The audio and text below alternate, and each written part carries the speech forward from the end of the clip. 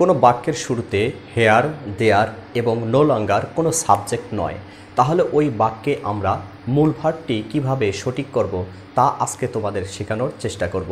তার আগে এই মুহূর্তে তোমরা যারা বিভিন্ন ভার্সিটিতে ভর্তি পরীক্ষা দেওয়ার জন্য বা বিভিন্ন চাকরির পরীক্ষা দেওয়ার জন্য চূড়ান্তভাবে প্রিপারেশন নিচ্ছ, তাদের জন্য আজকের এই ক্লাসটি খুবই গুরুত্বপূর্ণ হবে। একটু লক্ষ্য করে দেখো।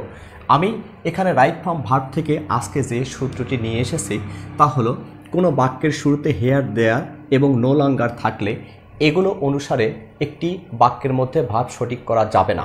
তাহলে কি দেখে ওই বাক্যের মধ্যে আমরা ভার্বটি সঠিক করতে পারি লক্ষ্য করে দেখো।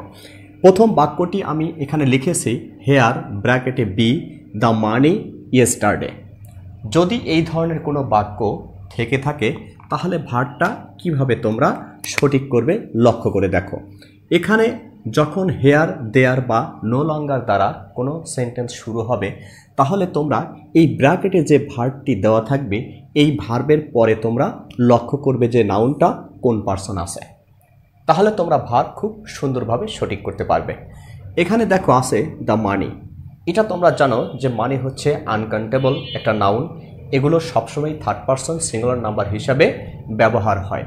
তাহলে তোমাকে এই ব্র্যাকেটের পরে যে নাউনটি থাকবে সেই নাউনটি সিঙ্গুলার না প্লুরাল সেটা অনুসারে তোমাকে এখানে ভার্বটি সঠিক করে দিতে হবে।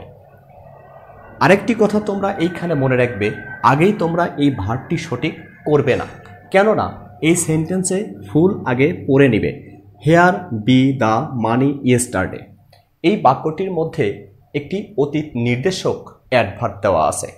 তোমরা সেন্টেন্স পড়ে অবশ্যই দেখবে যে ওই বাক্যের মধ্যে বর্তমান বা অতীতকালের কোনো কথা উল্লেখ আছে কিনা, কিংবা টেন্স ভিত্তিক যে নির্দেশকমূলক অ্যাডভার্বগুলো দেওয়া আছে সেগুলো বাক্যের মধ্যে প্রয়োগ করা হয়েছে কিনা। যদি প্রয়োগ করা হয়ে থাকে তাহলে সেই অনুসারে তোমাকে ভার্বটি সঠিক করতে হবে। এখানে লক্ষ্য করে দেখো ইয়েস্টারডে যেহেতু আছে সুতরাং তোমাকে এখানে বি ভার্বের মধ্যে কি কি ভার্ব থাকে, অ্যাম, ইজ, ওয়াজ, ওয়ার এগুলো থাকে। সেগুলোর মধ্যে অ্যাম, ইজ, আর হচ্ছে প্রেজেন্ট ফর্ম এবং ওয়াজ, ওয়ার হচ্ছে পাস্ট ফর্ম। তাহলে সূত্র অনুসারে যেহেতু ইয়েস্টারডে আছে তাহলে প্রথম প্রশ্নের অ্যান্সারটি হবে কি ওয়াজ। ইজ নেওয়া যাবে না, কি কারণে? এই যে এখানে ইয়েস্টারডে এটা একটা অতীত নির্দেশক কথা, অতীত নির্দেশক অ্যাডভার্ব, যার কারণে সঠিক অ্যান্সারটি হবে কি ওয়াজ। আশা করি যে সেন্টেন্সটি বুঝতে পারছো। 2 নম্বরে যে সেন্টেন্সটি লিখেছি there be a oblique on school, এইখানে লক্ষ্য করে দেখো দেয়ার যেহেতু সাবজেক্ট নয়, দেয়ার অনুসারে ভার্ব সঠিক করা যাবে না। সেক্ষেত্রে এই ব্র্যাকেটের ভার্বটির পরে তোমরা দেখো এ অথবা ওয়ান কথাটি উল্লেখ আছে। এ অথবা ওয়ান যখনই থাকবে তখনই বুঝতে হবে যে এটা একটা third person singular number subject, এবং এই third person singular number subject অনুসারেই তোমাকে ভার্ব বসাতে হবে। তো বি ভার্বের মধ্যে তো অ্যাম, ইজ, আর, ওয়াজ, ওয়ার থাকে। সেক্ষেত্রে 2 নম্বরের অ্যান্সার হবে হচ্ছে ইজ। যেহেতু এইখানে বাক্যের মধ্যে কোনো নির্দেশক অ্যাডভার্ব বা নির্দেশক কোনো কথা উল্লেখ নেই, সুতরাং অ্যান্সার হবে কি ইজ। তোমরা এখানে ওয়াজও বসাতে পারো, তাও হবে। হয় প্রেজেন্ট টেন্সে লেখো অথবা পাস্ট টেন্সে লেখো, যেহেতু তোমাকে কোনো নির্দেশনাই দেওয়া হয়নি। তার মানে এটা একটি মুক্ত sentence. Third person singular subject অনুসারে ইজ অথবা ওয়াজ যে কোনো একটি বসাতে পারো। আশা করি যে সেন্টেন্সটি বুঝতে পেরেছো। 3 নম্বরে যে সেন্টেন্সটি লিখেছি তা হলো দেয়ার ব্র্যাকেটে আছে have to oblique many oblique some trees. এইখানে লক্ষ্য করে দেখো দেয়ার দ্বারা সেন্টেন্সটি শুরু হলেও যে ভার্বটি তোমাকে আটকিয়ে দেওয়া হয়েছে তারপরে দেখো একের অধিক কথা উল্লেখ আছে, একের অধিক নাউনের কথা এখানে উল্লেখ আছে।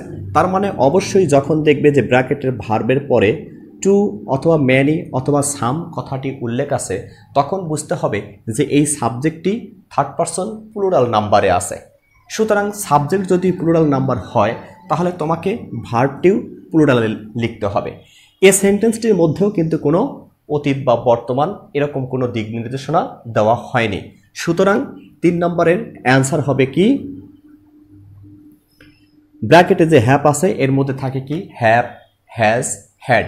তাহলে সূত্র অনুসারে যদি আমরা প্রেজেন্ট টেন্সে লিখি তাহলে হবে হলো হ্যাভ, আর যদি পাস্ট টেন্সে লিখি তাহলে হবে কি হ্যাড।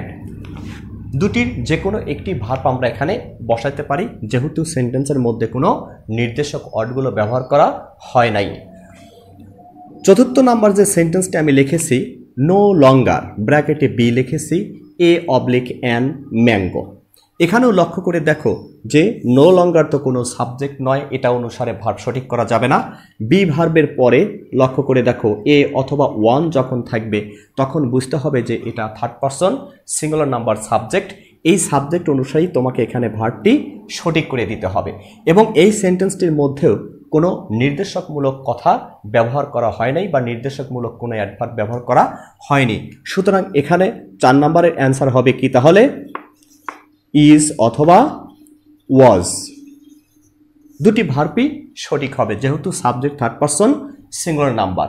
আর যদি এই বাক্যের মধ্যে কোনো নির্দেশকমূলক অ্যাডভার্ব ব্যবহার করা হতো তাহলে এখানে যে কোনো একটি ভার্ব তোমাকে বেছে নিতে হতো সেই অ্যাডভার্ব অনুসারে।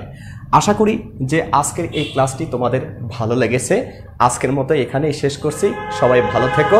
আল্লাহ হাফেজ।